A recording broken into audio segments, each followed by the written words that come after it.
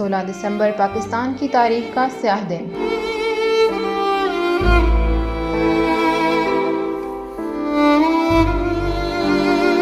معصوم بچے ٹھٹھرتی سردی میں پشاور کے آرمی پبلک اسکول پہنچے۔ اسمبلی کے بعد ابھی اپنی کلاسوں میں جا کر بیٹھے ہی تھے کہ دہشت گردوں نے حملہ کر دیا۔ 132 معصوم بچوں سمیت 140 افراد کو بے دردی سے قتل کر دیا گیا۔ ترکی میں پاکستانی سفارت خانے نے APS کی سانحہ کی یاد میں خصوصی تقریب منعقد کی۔ شہداء کو خراج عقیدت پیش کیا گیا۔ تقریب شہداء کی یادگار پر منائی گئی جو ترک حکومت نے تعمیر کی تھی۔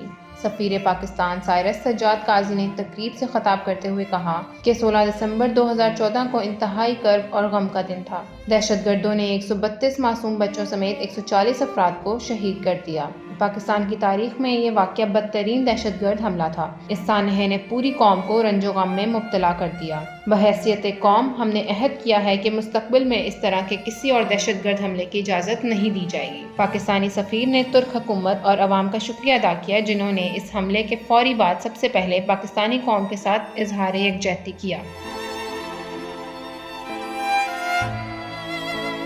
سائرس سجاد قاضی نے استنبول میونسپلٹی کی طرف سے شہداء APS کی یاد میں درخت لگانے پر شکریہ ادا کیا اور کہا کہ ان درختوں سے شہداء کی یاد ترک عوام میں زندہ رہے گی۔